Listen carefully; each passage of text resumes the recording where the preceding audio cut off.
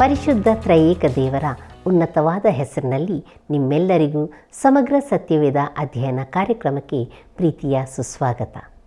ನಮ್ಮ ಕಳೆದ ಕಾರ್ಯಕ್ರಮದಲ್ಲಿ ಮೋಶೆಯ ಮಾವನಾದ ಇತ್ರೋವನ ಭೇಟಿ ಹಾಗೂ ಮೋಶೆ ತನಗೆ ಒಪ್ಪಿಗೆಯಾಗುವ ನ್ಯಾಯಾಧಿಪತಿಗಳನ್ನು ನೇಮಿಸಬೇಕೆಂಬುದಾಗಿ ಇತ್ರೋವನ ಸಲಹೆ ಎಂಬ ಪ್ರಸ್ತಾಪಗಳನ್ನು ಅಧ್ಯಯನ ಮಾಡಿದೆವು. ದೇವರು ಮೋಶೆಗೂ ತನ್ನ ಜನರಾದ ಇಸ್ರಾಯೇಲರಿಗಾಗಿ ಮಹಾ ಸಂಗತಿಗಳನ್ನು ಮಾಡಿದ್ದನ್ನೂ ಅವರೆಲ್ಲರನ್ನೂ ಐಗುಪ್ತ ದೇಶದಿಂದ ಕರೆತಂದದ್ದನ್ನೂ ಕೇಳಿದ ಮೋಶೆಯ ಮಾವನಾದ ಇತ್ರೋವನು ತನ್ನ ಮಗಳಾದ ಚಿಪ್ಪೋರಳು ಹಾಗೂ ಮಕ್ಕಳಾದ ಗೆರ್ಷೋಮ್ ಎಲಿಯೇಜರನನ್ನು ಅವನ ಬಳಿಗೆ ಕರೆದುಕೊಂಡು ಬಂದನು. ಆಗ ಮೋಶೆಯು ತನ್ನ ಪ್ರೀತಿಯ ಮಾವನನ್ನು ಮುದ್ದಿಟ್ಟು ಎದುರುಗೊಂಡು ಕರ್ತನು ನಡೆಸಿದ ಎಲ್ಲ ಸಂಗತಿಗಳನ್ನು ಅವನಿಗೆ ತಿಳಿಸಿದನು. ಬಹುಕಾಲ ದೂರವಿದ್ದ ಕುಟುಂಬವು ಪುನಃ ಒಂದಾಯಿತು. ಉನ್ನತವಾದ ಆಲೋಚನೆಗಳನ್ನು ನಮಗಾಗಿ ನೆರವೇರಿಸುವ ಕರ್ತನು ಈಗ ನಮಗೆ ಈ ಅಧ್ಯಯನದಲ್ಲಿ ಏನು ಹೇಳುವನೋ ಕೇಳಿಸಿಕೊಳ್ಳೋಣ. ಬೇಡಿಕೊಳ್ಳಿರಿ, ನಿಮಗೆ ದೊರೆಯುವುದು; ಹುಡುಕಿರಿ, ನಿಮಗೆ ಸಿಕ್ಕುವುದು; ತಟ್ಟಿರಿ, ನಿಮಗೆ ತೆರೆಯುವುದು ಎಂಬುದಾಗಿ ಹೇಳಿದಂಥ ನಮ್ಮ ಪ್ರಭುವೂ ರಕ್ಷಕನೂ ಆಗಿರುವ ಯೇಸು ಕ್ರಿಸ್ತನ ಅತೀ ಅಮೂಲ್ಯವಾದ ನಾಮದಲ್ಲಿ ನಿಮ್ಮನ್ನು ವಂದಿಸುತ್ತಾ ಇಂದಿನ ಸತ್ಯವೇದ ಅಧ್ಯಯನಕ್ಕೆ ಬಹು ಪ್ರೀತಿಯಿಂದ ನಿಮ್ಮನ್ನು ಸ್ವಾಗತಿಸುತ್ತೇನೆ. ಕರ್ತನಲ್ಲಿ ಪ್ರಿಯರೇ, ಬಂದಿರಿ, ಇಂದು ನಾವು ವಿಮೋಚನಕಾಂಡ ಪುಸ್ತಕದ 19ನೇ ಅಧ್ಯಾಯವನ್ನು ಧ್ಯಾನ ಮಾಡಿಕೊಳ್ಳೋಣ. ಪ್ರಿಯರೇ, 19ನೇ ಅಧ್ಯಾಯದಿಂದ 24ನೇ ಅಧ್ಯಾಯದವರೆಗೆ ಧರ್ಮಶಾಸ್ತ್ರದ ಕುರಿತಾಗಿ ಹೇಳಲ್ಪಟ್ಟಿದೆ. ನೋಡಿರಿ, ಇಸ್ರಾಯೇಲರು ಸೀನಾಯಿ ಬೆಟ್ಟದ ಬಳಿಗೆ ಬಂದಿದ್ದಾರೆ. ಇಲ್ಲಿ ಅವರು ಧರ್ಮಶಾಸ್ತ್ರದ ನಿಯಮಗಳನ್ನು ಅಂಗೀಕರಿಸಲು ಒಪ್ಪಿಕೊಳ್ಳುತ್ತಾರೆ. ಒಂದು ರೀತಿಯಲ್ಲಿ ನಾವು ನೋಡುವುದಾದರೆ ಅವರು ಕೃಪೆಯನ್ನು ಧರ್ಮ ಪ್ರಮಾಣದೊಂದಿಗೆ ಬದಲಾಯಿಸಿಕೊಳ್ಳುತ್ತಿದ್ದಾರೆ. ನಮ್ಮ ಇಂದಿನ ಧ್ಯಾನವನ್ನು ಆರಂಭಿಸುವ ಹಾಗೆ ದಯಮಾಡಿ ನಿಮ್ಮ ಸತ್ಯವೇದದಲ್ಲಿ ವಿಮೋಚನಕಾಂಡ ಪುಸ್ತಕ 19ನೇ ಅಧ್ಯಾಯದ ಪ್ರಾರಂಭದ 2 ವಚನಗಳನ್ನು ನನ್ನೊಂದಿಗೆ ಗಮನಿಸಿರಿ. ಅಲ್ಲಿ ನಾವು ಹೀಗೆ ನೋಡುತ್ತೇವೆ: ಇಸ್ರಾಯೇಲರು ಐಗುಪ್ತ ದೇಶದಿಂದ ಹೊರಟ 3ನೇ ತಿಂಗಳ ಅದೇ ದಿವಸದಲ್ಲಿ ಸೀನಾಯ್ ಅರಣ್ಯಕ್ಕೆ ಬಂದರು. ಅವರು ರೆಫೀದೀಮನ್ನು ಬಿಟ್ಟು ಆ ಅರಣ್ಯಕ್ಕೆ ಬಂದಾಗ ಅಲ್ಲಿ ಬೆಟ್ಟಕ್ಕೆ ಎದುರಾಗಿ ಇಳುಕೊಂಡರು ಎಂಬುದಾಗಿ. ಕರ್ತನಲ್ಲಿ ನನ್ನ ಪ್ರಿಯ ದೇವಜನರೇ, ಇಸ್ರಾಯೇಲರು ಸೀನಾಯ್ ಬೆಟ್ಟದ ಬಳಿಗೆ ಬಂದರು. ಇಲ್ಲಿ ಅವರಿಗೆ ಧರ್ಮಶಾಸ್ತ್ರದ ನಿಯಮಗಳು ಕೊಡಲ್ಪಡುತ್ತವೆ. ದೇವರು ತನ್ನ ಜನರೊಂದಿಗೆ ಬಹುದಯೆಯಿಂದ ನಡಕೊಳ್ಳಲಿದ್ದನು. ನೋಡಿರಿ, ದೇವರು ಅವರನ್ನು ಐಗುಪ್ತವನ್ನು ಬಿಟ್ಟು ನಡೆಸಿಕೊಂಡು ಹೋಗಲು ಒಪ್ಪುತ್ತಾರೋ ಇಲ್ಲವೋ, ಇಲ್ಲವೇ ಧರ್ಮಶಾಸ್ತ್ರದ ನಿಯಮಗಳನ್ನು ಅಂಗೀಕರಿಸಿಕೊಂಡು ಅದಕ್ಕನುಸಾರವಾಗಿ ನಡೆಯಲು ಒಪ್ಪುತ್ತಾರೋ ಎಂಬುದರ ಆಯ್ಕೆಯನ್ನು ಅವರಿಗೇ ಬಿಟ್ಟನು. ಈಗ ಮೋಶೆಯು ದೇವರ ಸಂದೇಶವನ್ನು ತಿಳಿಸುತ್ತಾನೆ. ನಮ್ಮ ಧ್ಯಾನವನ್ನು ಮುಂದುವರಿಸಿ ವಿಮೋಚನಕಾಂಡ ಪುಸ್ತಕ 19ನೇ ಅಧ್ಯಾಯ 3 ಹಾಗೂ 4ನೇ ವಚನಗಳನ್ನು ಓದುವಾಗ ಅಲ್ಲಿ ಹೀಗೆ ನೋಡುತ್ತೇವೆ: ಮೋಶೆ ಬೆಟ್ಟವನ್ನೇರಿ ದೇವರ ಸನ್ನಿಧಿಗೆ ಹೋದಾಗ ಯೆಹೋವನು ಅವನಿಗೆ ಬೆಟ್ಟದ ಮೇಲಿನಿಂದ ಕೂಗಿ, ನೀನು ಯಾಕೋಬನ ಮನೆತನದವರಾದ ಇಸ್ರಾಯೇಲರಿಗೆ ಈ ಮಾತುಗಳನ್ನು ಹೇಳಬೇಕು. ಏನೆಂದರೆ, ನಾನು ಐಗುಪ್ತರಿಗೆ ಏನು ಮಾಡಿದೆನೋ, ಹದ್ದು ತನ್ನ ಮರಿಗಳನ್ನು ರೆಕ್ಕೆಗಳ ಮೇಲೆ ಹೊತ್ತುಕೊಳ್ಳುವಂತೆ ನಾನು ನಿಮ್ಮನ್ನು ಹೊತ್ತುಕೊಂಡು ನನ್ನ ಸ್ಥಳಕ್ಕೆ ಹೇಗೆ ಸೇರಿಸಿದೆನೋ ಇದನ್ನೆಲ್ಲ ನೀವು ನೋಡಿದ್ದೀರಷ್ಟೇ ಎಂಬುದಾಗಿ. ಕರ್ತನಲ್ಲಿ ನನ್ನ ಪ್ರಿಯ ಆತ್ಮೀಯ ಸ್ನೇಹಿತರೆ, ಇದು ಕೃಪೆಯಿಂದ ನಡೆಸಲ್ಪಟ್ಟ ಪ್ರಯಾಣವಾಗಿದೆ ಎಂಬುದನ್ನು ಈ ವಾಕ್ಯ ಭಾಗದ ಮೂಲಕ ನಾವು ಬಹಳ ಸ್ಪಷ್ಟವಾಗಿ ತಿಳಿದುಕೊಳ್ಳುತ್ತೇವೆ. ಮುಂದುವರೆದು ನಾವು 5ನೇ ವಚನವನ್ನು ಓದುವಾಗ ಅಲ್ಲಿ ಹೀಗೆ ಬರೆದದೆ: ಹೀಗಿರಲಾಗಿ ನೀವು ನನ್ನ ಮಾತನ್ನು ಶ್ರದ್ಧೆಯಿಂದ ಕೇಳಿ ನಾನು ಮಾಡುವ ನಿಬಂಧನೆಯನ್ನು ಅನುಸರಿಸಿ ನಡೆದರೆ ನೀವು ಎಲ್ಲಾ ಜನಾಂಗಗಳಲ್ಲಿ ನನಗೆ ಸ್ವಕೀಯ ಜನರಾಗುವಿರಿ. ಸಮಸ್ತ ಭೂಮಿಯು ನನ್ನದಷ್ಟೇ ಎಂಬುದಾಗಿ. ಕರ್ತನಲ್ಲಿ ನನ್ನ ಪ್ರಿಯ ಸಹೋದರ ಸಹೋದರಿಯರೇ, ಇಸ್ರಾಯೇಲರು ಐಗುಪ್ತದಿಂದ ಸೀನಾಯ್ ಬೆಟ್ಟದವರೆಗೆ ಕೃಪೆಯಿಂದ ನಡೆಸಲ್ಪಟ್ಟವರಾಗಿ ಬಂದರು. ಈಗ ಅವರಿಗೆ ಧರ್ಮಶಾಸ್ತ್ರವು ಅಪ್ಪಣೆಗಳು ಬೇಕೋ ಎಂಬುದಾಗಿ ದೇವರು ಕೇಳುವಾಗ ಅವರು ಬುದ್ಧಿಹೀನರಾಗಿ ಅವನ್ನು ಹೊಂದಿಕೊಳ್ಳಲು ಒಪ್ಪಿಕೊಳ್ಳುತ್ತಾರೆ. ಆದರೆ ಅದರ ಬದಲಿಗೆ ತಮ್ಮನ್ನು ದೇವರು ಹದ್ದು ತನ್ನ ಮರಿಗಳನ್ನು ಹೊತ್ತುಕೊಳ್ಳುವಂತೆ ನಡೆಸಿದ್ದನ್ನೇ ಒಪ್ಪಿಕೊಳ್ಳಬಹುದಿತ್ತು. ತಾನು ಐಗುಪ್ತರಿಗೆ ಏನು ಮಾಡಿದನೆಂಬುದನ್ನು, ಇಸ್ರಾಯೇಲರನ್ನು ಹದ್ದು ತನ್ನ ಮರಿಗಳನ್ನು ರೆಕ್ಕೆಗಳ ಮೇಲೆ ಹೊತ್ತುಕೊಳ್ಳುವಂತೆ ನಡೆಸಿದ್ದೇನೆಂಬುದನ್ನೂ ಅವರ ನೆನಪಿಗೆ ತರುತ್ತಾನೆ. ಕರ್ತನಲ್ಲಿ ಪ್ರಿಯರೇ, ಇಲ್ಲಿ ಹದ್ದಿನ ಕುರಿತಾಗಿ 1-2 ಮಾತುಗಳನ್ನು ನಾನು ಹೇಳಲು ಬಯಸುತ್ತೇನೆ. ನೋಡಿರಿ, ಹದ್ದು ಬೇಟೆಯಾಡುವ ಪಕ್ಷಿಯಾಗಿದೆ. ಯೋಬನ ಪುಸ್ತಕ 9ನೇ ಅಧ್ಯಾಯ 26ನೇ ವಚನದಲ್ಲಿ, ಬೆಂಡಿನ ದೋಣಿಗಳು ದಾಟಿ ಹೋಗುವಂತೆಯೂ ಹದ್ದು ತನ್ನ ಬೇಟೆಯ ಮೇಲೆ ಎರಗುವಂತೆಯೂ ವೇಗವಾಗಿ ಗತಿಸಿ ಹೋಗುತ್ತವೆ ಎಂಬುದಾಗಿ ಬರೆಯಲ್ಪಟ್ಟಿದೆ.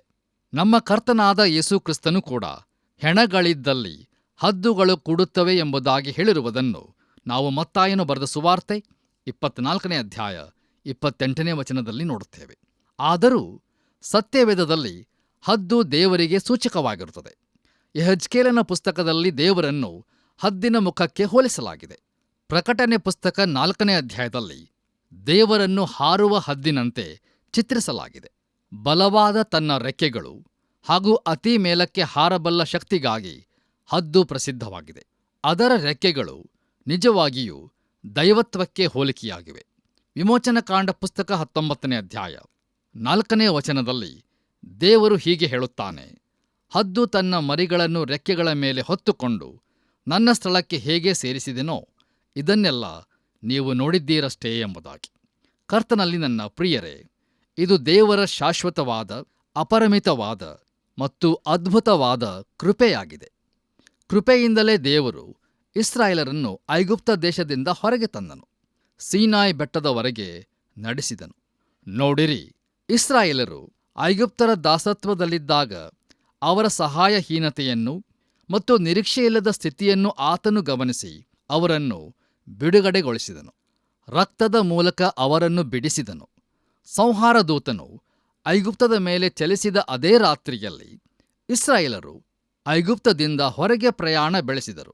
ಅವರು ಕೆಂಪು ಸಮುದ್ರದ ಬಳಿಗೆ ಬಂದಾಗ ಫರೋಹನು ಅವರನ್ನು ಪ್ರಾಣಿಗಳ ಹಾಗೆ ಕೊಲ್ಲಬಹುದಿತ್ತು. ಆದರೆ ದೇವರು ಅವರ ಮಧ್ಯೆ ಪ್ರವೇಶಿಸಿದನು. ತನ್ನ ಬಲದಿಂದಲೇ ಅವರನ್ನು ಕೆಂಪು ಸಮುದ್ರವನ್ನು ದಾಟಿಸಿದನು. ಹೌದು ಪ್ರಿಯರೇ, ಆತನು ಹದ್ದಿನ ರೆಕ್ಕೆಗಳ ಮೇಲೆ ಎಂಬಂತೆಯೇ ಅವರನ್ನು ನಡೆಸಿಕೊಂಡು ಬಂದನು. ಆತನ ನಾಮಕ್ಕೆ ಸ್ತೋತ್ರವಾಗಲಿ. ಕರ್ತನಲ್ಲಿ ನನ್ನ ಪ್ರಿಯ ಆತ್ಮೀಯ ಬಂಧುಗಳೇ, ಐಗುಪ್ತ ದೇಶದಿಂದ ಸೀನಾಯಿ ಬೆಟ್ಟದವರೆಗೆ ಇಸ್ರಾಯೇಲರಿಗೆ 7 ವಿಶೇಷವಾದಂಥ ಅನುಭವಗಳು ಆದವು. ಇವು ನಮ್ಮ ಕ್ರಿಸ್ತೀಯ ಜೀವಿತದ ಅನುಭವಗಳಿಗೆ ಸಾದೃಶ್ಯವಾಗಿರುತ್ತವೆ. ಪ್ರಿಯರೇ, ದಯಮಾಡಿ ಗಮನಿಸಿರಿ. ಅವರು ಹಸಿದಾಗ ದೇವರು ಮನ್ನವನ್ನು, ಬಾಯಾರಿದಾಗ ನೀರನ್ನು ಕೊಟ್ಟನು. ಮಾರಾ ಎಂಬ ಸ್ಥಳದಲ್ಲಿ ಕಹಿಯಾದ ನೀರನ್ನು ಸಿಹಿಯಾಗಿ ಮಾಡಿದನು. ಅಮಾಲೇಕ್ಯರ ಕೈಯಿಂದ ಅವರನ್ನು ಬಿಡಿಸಿದನು. ನೋಡಿರಿ, ಈ ಎಲ್ಲ ಕಾಲದಲ್ಲಿಯೂ ದೇವರು ಅವರನ್ನು ಹದ್ದಿನ ರೆಕ್ಕೆಗಳಿಂದಲೋ ಎಂಬಂತೆ ಹೊತ್ತುಕೊಂಡನು. ಹೌದು ಪ್ರಿಯರೇ, ಅದೇ ರೀತಿಯಾಗಿ ನಮ್ಮನ್ನೂ ಸಹ ಆತನು ಹೊತ್ತುಕೊಳ್ಳುತ್ತಾನೆ ಮತ್ತು ನಮ್ಮನ್ನು ತನ್ನ ಕೃಪೆಯಿಂದ ನಡೆಸುತ್ತಾನೆ. ನಾವು ನಂಬಿಕೆಯಿಂದ ನಡೆಯುತ್ತೇವೆ.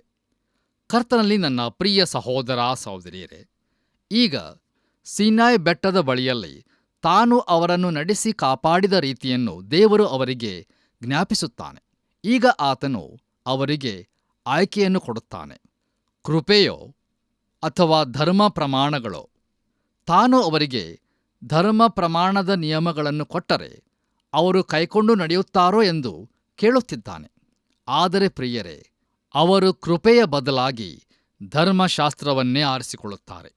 ನೋಡಿರಿ, ಅನೇಕರು ಈ ದಿನಗಳಲ್ಲಿ ಇದನ್ನೇ ಮಾಡುತ್ತಾರೆ. ಇದು ಬಹಳ ದುರದೃಷ್ಟಕರವಾದದ್ದು. ಯಾಕಂದರೆ ನಾವು ಕೃಪೆಯಿಂದ ರಕ್ಷಿಸಲ್ಪಡುವ ದಿನಗಳಲ್ಲಿದ್ದೇವೆ. ಹೌದು ಪ್ರಿಯರೇ, ಧರ್ಮಶಾಸ್ತ್ರಕ್ಕೂ ಕೃಪೆಗೂ ಎಷ್ಟೋ ಅಂತರವಿದೆ. ನೋಡಿರಿ, ಧರ್ಮಶಾಸ್ತ್ರವು ಕೇಳುತ್ತದೆ, ಆದರೆ ಕೃಪೆಯು ಕೊಡುತ್ತದೆ. ಧರ್ಮಶಾಸ್ತ್ರವು ಮಾಡು ಅನ್ನುತ್ತದೆ, ಕೃಪೆಯು ನಂಬು ಅನ್ನುತ್ತದೆ. ಧರ್ಮಶಾಸ್ತ್ರವು ಒತ್ತಾಯಿಸುತ್ತದೆ, ಆದರೆ ಕೃಪೆಯು ದಾನ ಮಾಡುತ್ತದೆ. ಧರ್ಮಶಾಸ್ತ್ರವು ಕೆಲಸ ಮಾಡು ಎನ್ನುತ್ತದೆ, ಆದರೆ ಕೃಪೆಯು ವಿಶ್ರಮಿಸು ಎನ್ನುತ್ತದೆ. ಧರ್ಮಶಾಸ್ತ್ರವು ಹೆದರಿಸಿ ಶಾಪವನ್ನು ನುಡಿಯುತ್ತದೆ, ಆದರೆ ಕೃಪೆಯು ಆಶೀರ್ವಾದವನ್ನು ನುಡಿದು ಬೇಡಿಕೊಳ್ಳುತ್ತದೆ. ಧರ್ಮಶಾಸ್ತ್ರವು ಹೀಗೆ ಮಾಡು, ಬದುಕುವಿ ಎನ್ನುತ್ತದೆ, ಕೃಪೆಯು ಬದುಕು, ಆಗ ನೀನು ಹೀಗೆ ಮಾಡುತ್ತೀ ಎನ್ನುತ್ತದೆ. ಧರ್ಮಶಾಸ್ತ್ರವು ಒಳ್ಳೆಯವನನ್ನೂ ಖಂಡಿಸುತ್ತದೆ, ಆದರೆ ಕೃಪೆಯು ಅತೀ ಕೆಟ್ಟವನನ್ನೂ ಕೂಡ ರಕ್ಷಿಸುತ್ತದೆ. ನೋಡಿರಿ, ಧರ್ಮಶಾಸ್ತ್ರವು ದೇವರ ಗುಣಲಕ್ಷಣಗಳನ್ನು ಪ್ರಕಟಿಸುತ್ತದೆ ಮತ್ತು ಮಾನವನ ಬಲಹೀನತೆಯನ್ನು ಕೂಡ ಪ್ರಕಟಿಸುತ್ತದೆ. ಈಗ ದಯಮಾಡಿ ನಿಮ್ಮ ಸತ್ಯವೇದದಲ್ಲಿ ರೋಮಾಪುರದವರಿಗೆ ಬರೆದ ಪತ್ರಿಕೆ 3ನೇ ಅಧ್ಯಾಯ 19ನೇ ವಚನವನ್ನು ಗಮನಿಸಿರಿ. ಅಲ್ಲಿ ಅಪೊಸ್ತಲನಾದ ಪೌಲನು ಹೀಗೆ ಬರೆಯುತ್ತಾನೆ, ಧರ್ಮಶಾಸ್ತ್ರದ ನುಡಿಗಳೆಲ್ಲವೂ ಆ ಶಾಸ್ತ್ರಕ್ಕೆ ಒಳಗಾದವರಿಗೆ ಹೇಳಿವೆ ಎಂದು ಬಲ್ಲೆವಷ್ಟೇ. ಹೀಗೆ ಎಲ್ಲರ ಬಾಯಿ ಕಟ್ಟಿ ಹೋಗುವುದು, ಲೋಕವೆಲ್ಲ ದೇವರ ಮುಂದೆ ಅಪರಾಧಿಯಾಗಿ ನಿಲ್ಲುವುದು ಎಂಬುದಾಗಿ. ಕರ್ತನಲ್ಲಿ ಪ್ರಿಯರೇ, ದೇವರು ಧರ್ಮಶಾಸ್ತ್ರವನ್ನು ರಕ್ಷಣೆಗೆ ಒಂದು ಸಾಧನವನ್ನಾಗಿ ಕೊಡಲಿಲ್ಲ. ನೋಡಿರಿ, ಧರ್ಮ ಪ್ರಮಾಣ ಕೈಕೊಂಡ ಮಾತ್ರದಿಂದ ಯಾರೂ ರಕ್ಷಿಸಲ್ಪಡಲಿಲ್ಲ. ಮೋಶೆಯು ಕೊಲೆ ಮಾಡಿದವನು, ಸಿಟ್ಟುಗೊಂಡು ದೇವರಿಗೆ ಅವಿಧೇಯನಾದವನೂ ಆಗಿದ್ದಾನೆ. ಹಾಗಾದರೆ ಧರ್ಮಶಾಸ್ತ್ರವು ಯಾಕೆ ಕೊಡಲ್ಪಟ್ಟಿತು? ಗಲಾತ್ಯದವರಿಗೆ ಬರೆದ ಪತ್ರಿಕೆ 3ನೇ ಅಧ್ಯಾಯ 19ನೇ ವಚನದಲ್ಲಿ ಅದರ ನಿರ್ದಿಷ್ಟ ಕಾರಣವನ್ನು ತಿಳಿಸಲಾಗಿದೆ. ಅಲ್ಲಿ ನಾವು ಹೀಗೆ ನೋಡುತ್ತೇವೆ, ಹಾಗಾದರೆ ಮೋಶೆಯ ಧರ್ಮಶಾಸ್ತ್ರವು ಯಾತಕ್ಕೆ? ವಾಗ್ದಾನದಲ್ಲಿ ಸೂಚಿತನಾದವನು ಹುಟ್ಟಿ ಬರುವ ತನಕ ದೇವರು ಇಂತಿಂಥದು ಅಪರಾಧವೆಂದು ತೋರಿಸುವುದಕ್ಕಾಗಿ ಅದನ್ನು ವಾಗ್ದಾನದ ತರುವಾಯ ನೇಮಿಸಿ ದೇವದೂತರ ಮುಖಾಂತರ ಒಬ್ಬ ಮಧ್ಯಸ್ಥನ ಕೈಯಲ್ಲಿ ಕೊಟ್ಟನು ಎಂಬುದಾಗಿ. ಕರ್ತನಲ್ಲಿ ನನ್ನ ಪ್ರಿಯ ಆತ್ಮೀಯ ಸ್ನೇಹಿತರೆ, ನಾವು ಪಾಪಿಗಳೆಂಬುದನ್ನು ತೋರಿಸಿಕೊಡುವುದಕ್ಕಾಗಿ ಧರ್ಮಶಾಸ್ತ್ರವು ಕೊಡಲ್ಪಟ್ಟಿತು. ಸೂಚಿತನಾದವನು ಬರುವ ತನಕ ತಾತ್ಕಾಲಿಕವಾಗಿ ಅದು ಕೊಡಲ್ಪಟ್ಟಿತು. ಇಲ್ಲಿ ಸೂಚಿತನಾದವನು ಅಂದರೆ ನಮ್ಮ ಕರ್ತನಾದ ಯೇಸು ಕ್ರಿಸ್ತನೇ. ಗಲಾತ್ಯದವರಿಗೆ ಬರೆದ ಪತ್ರಿಕೆ 3ನೇ ಅಧ್ಯಾಯ 24ನೇ ವಚನದಲ್ಲಿ ನಾವು ಹೀಗೆ ನೋಡುತ್ತೇವೆ, ಹೀಗಿರಲಾಗಿ ಧರ್ಮಶಾಸ್ತ್ರವು ನಮ್ಮನ್ನು ಕಾಯುವ ಆಳಿನಂತಾಗಿದೆ. ನಾವು ನಂಬಿಕೆಯಿಂದ ನೀತಿವಂತರೆಂಬ ನಿರ್ಣಯವನ್ನು ಹೊಂದುವುದಕ್ಕಾಗಿ ಕ್ರಿಸ್ತನಲ್ಲಿಗೆ ಸೇರುವ ತನಕ ಅದು ನಮ್ಮನ್ನು ಕಾಯುತ್ತದೆ ಎಂಬುದಾಗಿ. ಕರ್ತನಲ್ಲಿ ಪ್ರಿಯರೇ, ದಯಮಾಡಿ ಗಮನಿಸಿರಿ, ಕಾಯುವ ಆಳು ಅಂದರೆ ಮಗುವನ್ನು ನೋಡಿಕೊಳ್ಳುವ ಕೆಲಸದವನು ಎಂಬುದಾಗಿ. ಅವನು ಆ ಮಗುವಿಗೆ ಸ್ನಾನ ಮಾಡಿಸಿ, ಬಟ್ಟೆ ಹಾಕಿ, ಊಟ ಮಾಡಿಸಿ, ಹೀಗೆ ಮಗುವಿನ ಪ್ರತಿಯೊಂದು ಕೆಲಸವನ್ನು ಮಾಡಬೇಕಾಗಿದೆ. ಆ ಮಗನು ಶಾಲೆಗೆ ಹೋಗುವ ಪ್ರಾಯಕ್ಕೆ ಬರುವಾಗ ಶಾಲೆಗೆ ಕರಕೊಂಡು ಹೋಗುತ್ತಾನೆ. ಈ ಚಿತ್ರಣವು ಆಳು ಮಗುವಿನ ಕೈಗಳನ್ನು ತನ್ನ ಕೈಗಳಲ್ಲಿ ಹಿಡಿದುಕೊಂಡು ನಡೆಸಿಕೊಂಡು ಹೋಗುವುದಾಗಿದೆ. ಹೀಗೆ ಧರ್ಮಶಾಸ್ತ್ರವು ನಮ್ಮ ಆಳಾಗಿದ್ದು ಕ್ರೂಜೆಯ ಬಳಿಗೆ ನಮ್ಮನ್ನು ನಡೆಸಿ, ಮಗನೇ, ನಿನಗೆ ಒಬ್ಬ ರಕ್ಷಕನ ಅಗತ್ಯವಿದೆ, ನೀನು ಒಬ್ಬ ಪಾಪಿ, ನೀನು ರಕ್ಷಿಸಲ್ಪಡಬೇಕಾಗಿದೆ ಎಂದು ಹೇಳುತ್ತದೆ. ಬನ್ನಿರಿ ಪ್ರಿಯರೇ, ನಮ್ಮ ಧ್ಯಾನದಲ್ಲಿ ಮುಂದುವರಿಯೋಣ. ಈಗ ದಯಮಾಡಿ ನಿಮ್ಮ ಸತ್ಯವೇದದಲ್ಲಿ ವಿಮೋಚನಕಾಂಡ ಪುಸ್ತಕ 19ನೇ ಅಧ್ಯಾಯ 6ನೇ ವಚನವನ್ನು ಗಮನಿಸಿರಿ. ಅಲ್ಲಿ ನಾವು ಹೀಗೆ ನೋಡುತ್ತೇವೆ, ನೀವು ನನಗೆ ಯಾಜಕ ರಾಜ್ಯವೂ ಪರಿಶುದ್ಧ ಜನವೂ ಆಗಿರುವಿರಿ, ಇವೇ ನೀನು ಇಸ್ರಾಯೇಲರಿಗೆ ಹೇಳಬೇಕಾದ ಮಾತುಗಳು ಎಂದನು ಎಂಬುದಾಗಿ. ಕರ್ತನಲ್ಲಿ ಪ್ರಿಯರೇ, ಇಸ್ರಾಯೇಲರು ಯಾಜಕ ರಾಜ್ಯದವರಾಗಿರಬೇಕೆಂದು ದೇವರು ಆಶಿಸಿದ್ದನು. ಎಲ್ಲಾ ಕುಲಗಳವರು ಯಾಜಕರಾಗಿರಬೇಕೆಂದು ಆತನು ಬಯಸಿದ್ದನು. ನೋಡಿರಿ, ಕಾದೇಶ್ ಬರ್ನಿಯಾದಲ್ಲಿ ಅವರು ಎಲ್ಲರೂ ವಾಗ್ದತ್ತ ದೇಶ ಪ್ರವೇಶಿಸಲಾಗಿದ್ದರಿಂದಲೂ ಮೋಶೆ ಬೆಟ್ಟದ ಮೇಲೆ ಧರ್ಮಶಾಸ್ತ್ರ ಪಡೆಯುತ್ತಿದ್ದ ಸಮಯದಲ್ಲಿ ಅವರು ದೇವರು ಅಸಹ್ಯಪಡುವ ಆರಾಧನೆಯನ್ನು ಮಾಡಿದ್ದರಿಂದಲೂ ಅವರಲ್ಲಿ ಒಂದು ಕುಲದವರು ಮಾತ್ರ ಯಾಜಕರಾಗಿ ಆರಿಸಲ್ಪಟ್ಟರು. ಆದರೆ 1000 ವರ್ಷದ ಆಳ್ವಿಕೆ ಕಾಲದಲ್ಲಿ ಇಡೀ ಜನಾಂಗವೇ ಯಾಜಕರಾಗಿರಬೇಕೆಂಬುದು ದೇವರ ಅಂತಿಮ ಗುರಿಯಾಗಿದೆ. ನೋಡಿರಿ, ಸಭೆಯು ಈ ಭೂಮಿಯಿಂದ ಮೇಲಕ್ಕೆ ಎತ್ತಲ್ಪಟ್ಟು ಹೊಸ ಯೆರೂಸಲೇಮಿನಲ್ಲಿ, ಅಂದರೆ ಪರಲೋಕದಲ್ಲಿ ಯೇಸುಕ್ರಿಸ್ತನೊಂದಿಗಿರುವಾಗ ಇದು ಸಂಭವಿಸುತ್ತದೆ. ದೇವರ ನಾಮಕ್ಕೆ ಸ್ತೋತ್ರವಾಗಲಿ. ಮುಂದುವರೆದು ನಾವು ವಿಮೋಚನಕಾಂಡ ಪುಸ್ತಕ 19ನೇ ಅಧ್ಯಾಯ 7ನೆಯ ವಚನವನ್ನು ಓದುವಾಗ ಅಲ್ಲಿ ಹೀಗೆ ಬರೆದಿದೆ, ಆಗ ಮೋಶೆ ಬಂದು ಜನರ ಹಿರಿಯರನ್ನು ಕೂಡಿಸಿ ಯೆಹೋವನು ಆಜ್ಞಾಪಿಸಿದ್ದ ಈ ಮಾತುಗಳನ್ನೆಲ್ಲ ಅವರಿಗೆ ತಿಳಿಸಿದನು ಎಂಬುದಾಗಿ. ಕರ್ತನಲ್ಲಿ ಪ್ರಿಯರೇ, ಈಗ ಈ ಜನರ ಮಾತನ್ನು ಕೇಳಿರಿ. ಎಂಥ ವಿಶ್ವಾಸದಿಂದ ಅವರು ನುಡಿದರು. 8ನೆಯ ವಚನವನ್ನು ನಾವು ಗಮನಿಸುವಾಗ ಅಲ್ಲಿ ನಾವು ಹೀಗೆ ನೋಡುತ್ತೇವೆ, ಜನರೆಲ್ಲರೂ ಯೆಹೋವನು ಹೇಳಿದಂತೆಯೇ ಮಾಡುವೆವು ಎಂದು ಒಗ್ಗಟ್ಟಾಗಿ ಪ್ರತ್ಯುತ್ತರ ಕೊಡಲಾಗಿ ಮೋಶೆ ಯೆಹೋವನ ಬಳಿಗೆ ಹೋಗಿ ಅವರ ಮಾತುಗಳನ್ನು ಆತನಿಗೆ ಅರಿಕೆ ಮಾಡಿದನು ಎಂಬುದಾಗಿ. ಕರ್ತನಲ್ಲಿ ಪ್ರಿಯ ದೇವಜನರೇ, ಸೀನಾಯಿ ಬೆಟ್ಟದ ಬಳಿ ಇಸ್ರಾಯೇಲ್ ಜನಾಂಗಕ್ಕೆ ಧರ್ಮಶಾಸ್ತ್ರವು ಕೊಡಲ್ಪಡುವುದರೊಂದಿಗೆ ಧರ್ಮಶಾಸ್ತ್ರದ ಯುಗವು ಪ್ರಾರಂಭವಾಯಿತು. ಇದು ಇಲ್ಲಿಂದ ಆರಂಭವಾಗಿ ಕಲ್ವಾರಿಯ ಕ್ರೂಜೆಯ ತನಕ, ಅಂದರೆ ವಿಮೋಚನೆಯಿಂದ ಕ್ರೂಜೆಯವರೆಗೆ ಮುಂದುವರಿಯಿತು. ಇದು ಆದರ್ಶ ಪರಿಸ್ಥಿತಿಗಳ ಅಡಿಯಲ್ಲಿ ಜೀವಿಸುವ ಜನರಿಗೆ ಅವರು ಧರ್ಮಶಾಸ್ತ್ರವನ್ನು ಸಂಪೂರ್ಣವಾಗಿ ಕೈಕೊಳ್ಳಲಾರರು ಎಂಬುದರ ಪ್ರಕಟಣೆಯಾಗಿತ್ತು. ಇಸ್ರಾಯೇಲರು ಹೇಳಿದರು, ಯೆಹೋವನು ಹೇಳಿದಂತೆಯೇ ಮಾಡುವೆವು, ಧರ್ಮಶಾಸ್ತ್ರ ಬರಲಿ, ನಾವು ಅದನ್ನು ಕೈಕೊಳ್ಳುವೆವು ಎಂಬುದಾಗಿ. ಅದು ಏನು ಎಂದು ತಿಳುಕೊಳ್ಳುವ ಮೊದಲೇ ಹೇಳಿದರು. ಮುಂದೆ 1500 ವರ್ಷಗಳವರೆಗೂ ಅದನ್ನು ಕೈಕೊಳ್ಳಲಾರೆವೆಂಬುದನ್ನು ತೋರಿಸಿಕೊಟ್ಟರು. ನೋಡಿರಿ, ಅನೇಕ ಜನರ ಮನಸ್ಥಿತಿ ಈ ದಿನಗಳಲ್ಲಿ ಹೀಗೆಯೇ ಇರುತ್ತದೆ. ಸ್ವಾಭಾವಿಕ ಮನುಷ್ಯನು ದೇವರನ್ನು ಮೆಚ್ಚಿಸಬಹುದೆಂದು ಅವರು ನೆನೆಸುತ್ತಾರೆ. ಆದರೆ ಪ್ರಾಕೃತ ಮನುಷ್ಯನು ಧರ್ಮಶಾಸ್ತ್ರವನ್ನು ಕೈಕೊಳ್ಳದೆ ಸೋತು ಹೋಗುತ್ತಾನೆ. ಧರ್ಮಶಾಸ್ತ್ರವು ಹಳೆ ಸ್ವಭಾವವನ್ನು ಹತೋಟಿಯಲ್ಲಿ ಇಟ್ಟುಕೊಳ್ಳುವುದಕ್ಕಾಗಿ ಕೊಡಲ್ಪಟ್ಟಿರುತ್ತದೆ. ಆದರೆ ಪ್ರಿಯರೇ, ಈ ಸ್ವಭಾವವು ಕ್ರಾಂತಿಕಾರಿಯಾಗಿರುವುದರಿಂದ ಅದನ್ನು ಹತೋಟಿಯಲ್ಲಿ ಇರಿಸಿಕೊಳ್ಳುವುದು ಅಸಾಧ್ಯ. ಅಪೊಸ್ತಲನಾದ ಪೌಲನು ರೋಮಾಪುರದವರಿಗೆ ಬರೆದ ಪತ್ರಿಕೆ 8ನೇ ಅಧ್ಯಾಯ 6 ಮತ್ತು 7ನೇ ವಚನಗಳಲ್ಲಿ ಹೀಗೆ ಬರೆಯುತ್ತಾನೆ: ಶರೀರ ಭಾವದವುಗಳ ಮೇಲೆ ಮನಸ್ಸಿಡುವುದು ಮರಣ, ಪವಿತ್ರಾತ್ಮನವುಗಳ ಮೇಲೆ ಮನಸ್ಸಿಡುವುದು ಜೀವವೂ ಮನಃಶಾಂತಿಯೂ ಆಗಿದೆ. ಯಾಕಂದರೆ ಶರೀರ ಭಾವದವುಗಳ ಮೇಲೆ ಮನಸ್ಸಿಡುವುದು ದೇವರಿಗೆ ಶತ್ರುತ್ವವು, ಅಂಥ ಮನಸ್ಸು ದೇವರ ನಿಯಮಕ್ಕೆ ಒಳಪಡುವುದೂ ಇಲ್ಲ, ಒಳಪಡುವುದಕ್ಕಾಗುವುದೂ ಇಲ್ಲ ಎಂಬುದಾಗಿ. ಕರ್ತನಲ್ಲಿ ಪ್ರಿಯರೇ, ನಮ್ಮೆಲ್ಲರಲ್ಲಿಯೂ ಹಳೆ ಸ್ವಭಾವವೂ ಇರುತ್ತದೆ. ಅದು ದೇವರಿಗೆ ವಿರುದ್ಧವಾದದ್ದಾಗಿದೆ. ಅದು ದೇವರಿಗೆ ಎಂದೂ ವಿಧೇಯವಾಗಿರಲಾರದು ಮತ್ತು ಆತನನ್ನು ಎಂದೂ ಮೆಚ್ಚಿಸಲಾರದು. ನೋಡಿರಿ, ನಮ್ಮ ಸ್ವಂತ ಜೀವಿತದಲ್ಲಿ ಇದು ನಮ್ಮ ತಿಳುವಳಿಕೆಗೆ ಬಂದಿದೆಯೋ? ದೇವರ ಮಟ್ಟವನ್ನು ಮುಟ್ಟುವುದರಲ್ಲಿ ನಾವು ಸೋತು ಹೋಗಿದ್ದೇವೆ ಎಂದು ನಮಗೆ ತಿಳಿದಿದೆಯೋ? ದಯಮಾಡಿ ಆಲೋಚಿಸಿ ನೋಡಿರಿ. ಆದರೆ ದೇವರು ಇನ್ನೊಂದು ಏರ್ಪಾಡನ್ನು ಮಾಡಿರುವುದಕ್ಕಾಗಿ ಆತನ ನಾಮಕ್ಕೆ ಸ್ತೋತ್ರವಾಗಲಿ. ಪ್ರಿಯರೇ, ನಾನು ನ್ಯಾಯಕಟ್ಟುಗಳನ್ನು ಕೈಕೊಂಡಿದ್ದೇನೆ ಎಂದು ಹೇಳುವುದಕ್ಕಿಂತ ಹೆಚ್ಚಿನ ಕಪಟತನ ಬೇರೊಂದಿಲ್ಲ. ದೇವರ ಮಟ್ಟಕ್ಕೆ ಯಾರೂ ತಲುಪಲಾರರು.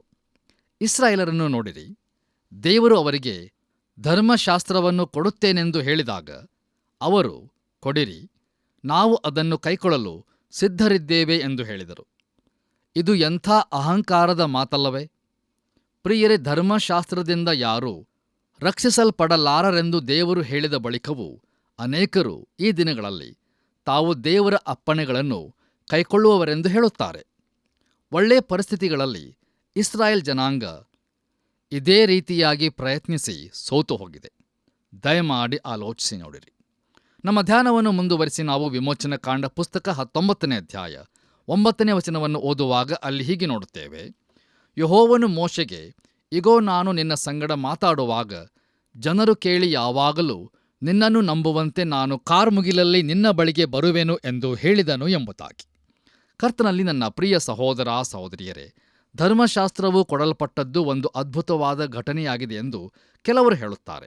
ಹಲವು ವರ್ಷಗಳ ಹಿಂದೆ ಒಬ್ಬ ವಿದ್ಯಾವಂತ ಸ್ತ್ರೀ ನನಗೆ ಹೀಗೆಂದರು: ಅಯ್ಯ, ಧರ್ಮಶಾಸ್ತ್ರವು ಕೊಡಲ್ಪಟ್ಟದ್ದು ಒಂದು ಬಹು ಸುಂದರವಾದ ಘಟನೆಯಾಗಿದೆಯಲ್ಲವೇ ಎಂಬುದಾಗಿ. ಆಗ ನಾನು ಅವರಿಗೆ, ಅದರಲ್ಲಿ ಸುಂದರವಾದದ್ದೇನಿದೆ? ಅದು ಒಂದು ಗಂಭೀರವಾದ ಭಯ ಹುಟ್ಟಿಸುವ ಘಟನೆಯಾಗಿದೆ ಎಂಬುದಾಗಿ ಉತ್ತರಿಸಿದೆ. ಈ ನನ್ನ ಉತ್ತರ ಅವರಿಗೆ ದಿಗ್ಭ್ರಮೆ ಹುಟ್ಟಿಸಿರಬಹುದು. ಮುಂದುವರೆದು ನಾವು 10 ಹಾಗೂ 11ನೇ ವಚನಗಳನ್ನು ಓದುವಾಗ ಅಲ್ಲಿ ಹೀಗೆ ನೋಡುತ್ತೇವೆ: ಮೋಶೆ ಜನರ ಮಾತುಗಳನ್ನು ಯೆಹೋವನಿಗೆ ಅರಿಕೆ ಮಾಡಲಾಗಿ, ಯೆಹೋವನು ಅವನಿಗೆ ಹೇಳಿದ್ದೇನೆಂದರೆ, ನೀನು ಜನರ ಬಳಿಗೆ ಹೋಗಿ ಈ ಹೊತ್ತು ನಾಳೆ ಅವರನ್ನು ಪರಿಶುದ್ಧಗೊಳಿಸು. ಅವರು ತಮ್ಮ ಬಟ್ಟೆಗಳನ್ನು ಮಡಿಮಾಡಿಕೊಂಡು 3ನೇ ದಿನದಲ್ಲಿ ಸಿದ್ಧರಾಗಿರಬೇಕು. 3ನೇ ದಿನದಲ್ಲಿ ಯೆಹೋವನು ಸಮಸ್ತ ಜನರಿಗೂ ಪ್ರತ್ಯಕ್ಷನಾಗಿ ಸೀನಾಯಿ ಬೆಟ್ಟದ ಮೇಲಕ್ಕೆ ಇಳಿದು ಬರುವನು ಎಂಬುದಾಗಿ. ಕರ್ತನಲ್ಲಿ ನನ್ನ ಪ್ರಿಯ ದೇವಜನರೇ, ಈ ವಾಕ್ಯ ಭಾಗದಲ್ಲಿ ಎಂಥ ಭಯಂಕರವಾದ ದೃಶ್ಯವನ್ನು ನಾವು ನೋಡುತ್ತಿದ್ದೇವಲ್ಲವೇ? ಬನ್ನಿರಿ, ಮುಂದೆ ಏನಾಯಿತೆಂದು ನಾವು ಧ್ಯಾನಿಸೋಣ. ಈಗ ದಯಮಾಡಿ ನಿಮ್ಮ ಸತ್ಯವೇದದಲ್ಲಿ ವಿಮೋಚನಕಾಂಡ ಪುಸ್ತಕ 19ನೇ ಅಧ್ಯಾಯ 12ನೇ ವಚನವನ್ನು ನನ್ನೊಂದಿಗೆ ಗಮನಿಸಿರಿ. ಅಲ್ಲಿ ನಾವು ಹೀಗೆ ನೋಡುತ್ತೇವೆ: ಜನರು ಹತ್ತಿರ ಬಾರದಂತೆ ನೀನು ಬೆಟ್ಟದ ಸುತ್ತಲೂ ಮೇರೆಯನ್ನು ಮಾಡಿಸಿ ಜನರಿಗೆ ಎಚ್ಚರಿಕೆಯಾಗಿರ್ರಿ. ನೀವು ಈ ಬೆಟ್ಟವನ್ನು ಏರಲೂ ಕೂಡದು, ಅದರ ಅಂಚನ್ನು ಮುಟ್ಟಲೂ ಕೂಡದು. ಮುಟ್ಟಿದವನಿಗೆ ಅಗತ್ಯವಾಗಿ ಪ್ರಾಣಶಿಕ್ಷೆಯಾಗಬೇಕು ಎಂಬುದಾಗಿ. ಕರ್ತನಲ್ಲಿ ಪ್ರಿಯರೇ, ಇದು ಒಂದು ಸುಂದರ ಸಂಗತಿಯಾಗಿ ಕಾಣುತ್ತದೆಯೋ? ನೋಡಿರಿ, ಇಸ್ರಾಯೇಲರಲ್ಲಿ ಯಾರೂ ಆಚೆ ಬೆಟ್ಟದ ಬಳಿಗೆ ಬರಬಾರದು, ಅದನ್ನು ಮುಟ್ಟಲೂಬಾರದು. ಹಾಗೆ ಮಾಡಿದ್ದಲ್ಲಿ ಅವರು ಸಾಯುವರು ಎಂಬುದಾಗಿ ತಿಳಿಸಲ್ಪಟ್ಟಿತು. ಪ್ರಿಯರೇ, ಇದು ಸುಂದರವಾದದ್ದಲ್ಲ, ಆದರೆ ಬಹು ಭಯಾನಕವಾದದ್ದು. ನಮ್ಮ ಧ್ಯಾನದಲ್ಲಿ ಮುಂದುವರಿದು ನಾವು ವಿಮೋಚನಕಾಂಡ ಪುಸ್ತಕ 19ನೇ ಅಧ್ಯಾಯ 13ರಿಂದ 16 ವಚನಗಳನ್ನು ಓದುವಾಗ ಅಲ್ಲಿ ಹೀಗೆ ನೋಡುತ್ತೇವೆ. ಅಂಥವನನ್ನು ಯಾರೂ ಮುಟ್ಟಕೂಡದು. ಕಲ್ಲುಗಳನ್ನಾದರೂ ಬಾಣಗಳನ್ನಾದರೂ ಎಸೆದು ಅವನನ್ನು ಕೊಲ್ಲಬೇಕು. ಮನುಷ್ಯನಾಗಲಿ ಪಶುವಾಗಲಿ ಬೆಟ್ಟವನ್ನು ಮುಟ್ಟಿದರೆ ಉಳಿಯಬಾರದು. ಕೊಂಬಿನ ಧ್ವನಿ ಕೇಳಿಸಿದಾಗ ಬೆಟ್ಟದ ಸಮೀಪಕ್ಕೆ ಬರಬೇಕು ಎಂದು ಹೇಳು ಅಂದನು. ಮೋಶೆ ಬೆಟ್ಟದಿಂದಿಳಿದು ಜನರ ಬಳಿಗೆ ಬಂದು ಅವರನ್ನು ಪರಿಶುದ್ಧಗೊಳಿಸಿದನು. ಅವರು ತಮ್ಮ ಬಟ್ಟೆಗಳನ್ನು ಮಡಿಮಾಡಿಕೊಂಡರು. ಆಗ ಮೋಶೆ ಜನರಿಗೆ, 3ನೇ ದಿನದಲ್ಲಿ ಸಿದ್ಧವಾಗಿರ್ರಿ, ಯಾವ ಪುರುಷನೂ ಸ್ತ್ರೀ ಸಂಗ ಮಾಡಬಾರದು ಎಂದು ಹೇಳಿದನು. 3ನೇ ದಿನದಲ್ಲಿ ಸೂರ್ಯೋದಯವಾಗುವಾಗ ಆ ಬೆಟ್ಟದ ಮೇಲೆ ಗುಡುಗು, ಮಿಂಚು, ಕಾರ್ಮುಗಿಲು, ತುತ್ತೂರಿಯ ಮಹಾಧ್ವನಿಯು ಉಂಟಾಗಲು ಪಾಳೆಯಲ್ಲಿದ್ದ ಜನರೆಲ್ಲರೂ ನಡುಗಿದರು ಎಂಬುದಾಗಿ. ಕರ್ತನಲ್ಲಿ ಪ್ರಿಯರೇ, ದಯಮಾಡಿ ಗಮನಿಸಿರಿ. ಇದು ಧರ್ಮಶಾಸ್ತ್ರವು ಕೊಡಲ್ಪಡುವ ಗಳಿಗೆಯಾಗಿತ್ತು. ಇದು ಒಂದು ಭಯ ಹುಟ್ಟಿಸುವ ಸಂದರ್ಭವಾಗಿದ್ದರಿಂದ ಜನರೆಲ್ಲರೂ ನಡುಗಿದರು. ಮುಂದುವರೆದು ನಾವು ವಿಮೋಚನಕಾಂಡ ಪುಸ್ತಕ 19ನೇ ಅಧ್ಯಾಯ 17ರಿಂದ 21 ವಚನಗಳನ್ನು ಓದುವಾಗ ಅಲ್ಲಿ ಹೀಗೆ ನೋಡುತ್ತೇವೆ.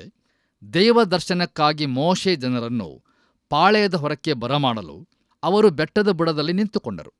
ಯೆಹೋವನು ಬೆಂಕಿಯೊಳಗೆ ಸೀನಾಯಿ ಬೆಟ್ಟದ ಮೇಲಕ್ಕೆ ಇಳಿದು ಬಂದದರಿಂದ ಆ ಬೆಟ್ಟವೆಲ್ಲ ಹೊಗೆಯಿಂದ ಆವರಿಸಿಕೊಂಡಿತು. ಆ ಹೊಗೆ ಆವಿಗೆ ಹೊಗೆಯಂತೆ ಏರಿತು. ಅದಲ್ಲದೆ ಬೆಟ್ಟವೆಲ್ಲ ಬಹಳವಾಗಿ ಕಂಪಿಸಿತು. ತುತ್ತೂರಿಯ ಧ್ವನಿ ಹೆಚ್ಚಾಗುತ್ತಾ ಬಂದಾಗ ಮೋಶೆಯು ದೇವರ ಸಂಗಡ ಮಾತಾಡಿದನು. ಆಗ ದೇವರು ಬಾಯಿ ಮಾತಿನಿಂದ ಉತ್ತರ ಕೊಟ್ಟನು. ಯೆಹೋವನು ಸೀನಾಯಿ ಬೆಟ್ಟದ ಶಿಖರಕ್ಕೆ ಇಳಿದು ಬಂದನು. ಆತನು ಬೆಟ್ಟದ ತುದಿಗೆ ಬಾ ಎಂದು ಮೋಶೆಯನ್ನು ಕರೆಯಲು ಅವನು ಬೆಟ್ಟವನ್ನೇರಿದನು. ಆಗ ಯೆಹೋವನು ಮೋಶೆಗೆ, ನೀನಿಳಿದು ಹೋಗಿ ಜನರನ್ನು ಎಚ್ಚರಿಸಬೇಕು. ಅವರು ನೋಡಬೇಕೆಂಬ ಆಶೆಯಿಂದ ಯೆಹೋವನ ಹತ್ತಿರಕ್ಕೆ ಮೇರೆಯನ್ನು ದಾಟಿ ಬಂದಾರು. ಹಾಗೆ ಬಂದರೆ ಬಹುಜನ ನಾಶವಾಗುವರು ಎಂಬುದಾಗಿ. ಕರ್ತನಲ್ಲಿ ನನ್ನ ಪ್ರಿಯ ಸಹೋದರ ಸಹೋದರಿಯರೇ, ಮೋಶೆಯು ದೇವರ ಕರೆಗೆ ಕಿವಿಗೊಟ್ಟು ಬೆಟ್ಟವನ್ನೇರಲು ಹೊರಟಾಗ ಅಲ್ಲಿ ಒಂದು ಪ್ರೇಕ್ಷಣೀಯ ಸಂಗತಿಯನ್ನು ನೋಡಬಹುದೆಂದು ಕೆಲವು ಇಸ್ರಾಯೇಲರು ಭಾವಿಸಿರಬಹುದು. ಆದರೆ ಅವರು ಯಾವುದನ್ನೂ ಕಾಣಲಾರರು. ಅವರಿಗೆ ಒಂದು ಸ್ವರ ಮಾತ್ರ ಕೇಳಿಸುತ್ತದೆ. ಪ್ರಿಯರೇ, ಈ ದಿನಗಳಲ್ಲೂ ಯೋಹಾನನು ಬರೆದ ಸುವಾರ್ತೆ 1ನೇ ಅಧ್ಯಾಯ 18ನೇ ವಚನದಲ್ಲಿ ಹೇಳಿರುವಂಥ ಮಾತು ಸತ್ಯವೇ. ಅಲ್ಲಿ ನಾವು ಹೀಗೆ ನೋಡುತ್ತೇವೆ. ದೇವರನ್ನು ಯಾರೂ ಎಂದೂ ಕಂಡಿಲ್ಲ. ಯಾವನು ಏಕಪುತ್ರನು ಸ್ವತಃ ದೇವರು ಆಗಿದ್ದು ತಂದೆಯ ಎದೆಯಲ್ಲಿದ್ದಾನೋ ಆತನೇ ತಿಳಿಯಪಡಿಸಿದನೋ ಎಂಬುದಾಗಿ. ಬನ್ನಿರಿ ಪ್ರಿಯರೇ, ನಮ್ಮ ಇಂದಿನ ಧ್ಯಾನವನ್ನು ಮುಕ್ತಾಯಗೊಳಿಸುವ ಹಾಗೆ ಕೊನೆಯದಾಗಿ ನಾವು ವಿಮೋಚನಕಾಂಡ ಪುಸ್ತಕ 19ನೇ ಅಧ್ಯಾಯ 22ರಿಂದ 25 ವಚನಗಳನ್ನು ಓದಿಕೊಳ್ಳೋಣ. ಅಲ್ಲಿ ನಾವು ಹೀಗೆ ನೋಡುತ್ತೇವೆ. ಯೆಹೋವ ಸನ್ನಿಧಿಗೆ ಸೇರುವ ಯಾಜಕರು ತಮ್ಮನ್ನು ಶುದ್ಧಪಡಿಸಿಕೊಳ್ಳಬೇಕು. ಇಲ್ಲವಾದರೆ ಅವರನ್ನು ಯೆಹೋವನು ಪಕ್ಕನೆ ಸಂಹಾರ ಮಾಡಾನು ಎಂದು ಹೇಳಿದನು.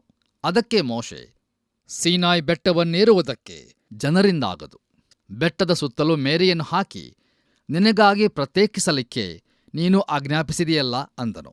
ಯೆಹೋವನು ಅವನಿಗೆ, ನೀನು ಇಳಿದು ಹೋಗಿ ಆರೋನನನ್ನು ಕರೆದುಕೊಂಡು ಮೇಲಕ್ಕೆ ಬಾ. ಆದರೆ ಯಾಜಕರು ಜನರು ಆ ಮೇರೆಯನ್ನು ದಾಟಿ ಯೆಹೋವನ ಹತ್ತಿರ ಬರಕೂಡದು. ದಾಟಿದರೆ ಯೆಹೋವನು ಅವರನ್ನು ಪಕ್ಕನೆ ಸಂಹಾರ ಮಾಡಾನೋ ಎಂದು ಹೇಳಿದನು. ಮೋಶೆ ಜನರ ಬಳಿಗೆ ಇಳಿದು ಹೋಗಿ ಆ ಮಾತುಗಳನ್ನು ಅವರಿಗೆ ತಿಳಿಸಿದನು ಎಂಬುದಾಗಿ. ಕರ್ತನಲ್ಲಿ ನನ್ನ ಪ್ರಿಯ ಆತ್ಮೀಯ ಬಂಧುಗಳೇ, ತಮ್ಮ ವಿಷಯವಾಗಿ ಸರಿಯಾಗಿ ತಿಳಿದುಕೊಂಡಿದ್ದು ತಾವು ಎಷ್ಟು ಬಲಹೀನರೆಂಬುದನ್ನು ಇಸ್ರಾಯೇಲರು ಅರಿತಿದ್ದರೆ ತಾವು ಧರ್ಮಶಾಸ್ತ್ರವನ್ನು ಕೈಕೊಳ್ಳುತ್ತೇವೆಂದು ಮಾತು ಕೊಡುವ ತಪ್ಪನ್ನು ಎಂದಿಗೂ ಮಾಡುತ್ತಿರಲಿಲ್ಲ. ನೋಡಿರಿ ಪ್ರಿಯರೇ, ಧರ್ಮಶಾಸ್ತ್ರದ ಯುಗಕ್ಕೂ ಈಗಿನ ಕೃಪಾಯುಗಕ್ಕೂ ತುಂಬಾ ವ್ಯತ್ಯಾಸವಿದೆ. ದಯಮಾಡಿ ಆಲೋಚಿಸಿ ನೋಡಿರಿ.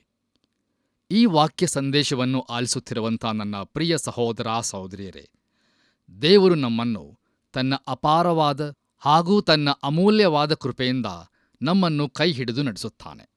ಹೌದು ಪ್ರಿಯರೇ, ಆತನ ಆ ಕಲ್ವಾರಿಯ ಕ್ರೂಜೆಯ ಮರಣದಿಂದ ನಮಗೆ ದೇವರ ಕೃಪೆಯು ಧಾರಾಳವಾಗಿ ಹರಿದು ಬಂದಿದೆ.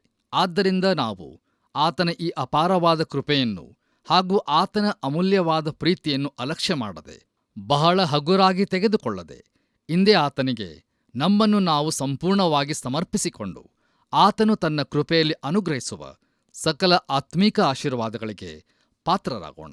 ಹಾಗಾಗುವಂತೆ ತಂದೆಯಾದ ದೇವರು ನಮ್ಮೆಲ್ಲರಿಗೂ ಸಹಾಯ ಮಾಡಿ ನಡೆಸಲಿ. ಆಮೆನ್. ಪ್ರಿಯ ದೇವ ಮಕ್ಕಳೇ, ಇದುವರೆಗೆ ದೇವರ ಸಹಾಯದಿಂದ ಆತನ ಬಲವಾದ ವಾಕ್ಯವನ್ನು ಕೇಳಿಸಿಕೊಂಡು ಆಳವಾಗಿ ಅಧ್ಯಯನ ಮಾಡಿದೆವು. ಮೋಶೆಯು ದೇವರ ಸಂದೇಶವನ್ನು ಇಸ್ರಾಯೇಲರಿಗೆ ತಿಳಿಸುತ್ತಾನೆ, ಅಂದರೆ ಅವರಿಗೆ ಧರ್ಮಶಾಸ್ತ್ರವನ್ನು ಬೋಧಿಸುತ್ತಾನೆ. ನಾವಾದರೂ ಕೃಪೆಗೆ ಅಧೀನರಷ್ಟೇ. ಇಂದು ಧರ್ಮಶಾಸ್ತ್ರ ಹಾಗೂ ಕೃಪೆ ಇವೆರಡರ ನಡುವಿನ ಅನೇಕ ವ್ಯತ್ಯಾಸಗಳನ್ನು ವಿವರವಾಗಿ ತಿಳಿದುಕೊಂಡೆವು. ಧರ್ಮಶಾಸ್ತ್ರದ ಬೆಳಕಿನಲ್ಲಿ ನಮಗೆ ತೀರ್ಪಾಗುವುದಾದರೆ ಎಲ್ಲರೂ ನರಕಪಾತ್ರರಾಗುತ್ತೇವೆ. ಈಗಲಾದರೂ ನಮ್ಮ ಕರ್ತನಾದ ಯೇಸುವಿನ ಕೃಪೆಯ ನಿಮಿತ್ತ ಪಾಪ ಕ್ಷಮೆಯನ್ನು ಹೊಂದಿಕೊಂಡು ಆ ಮೂಲಕ ಪರಲೋಕ ಭಾಗ್ಯವನ್ನು ಪಡೆಯುವ ನಿರೀಕ್ಷೆ ನಮಗಿದೆ. ವಾಕ್ಯವನ್ನು ಕೈಕೊಂಡು ನಡೆಯುವುದೇ ನಿಜ ಕ್ರೈಸ್ತತ್ವ. ಹೀಗಾಗುವಂತೆ ಕೃಪೆಯುಳ್ಳ ಕರ್ತನ ಪಾಲನೆ ನಿಮ್ಮೆಲ್ಲರೊಂದಿಗೆ ಇರಲಿ.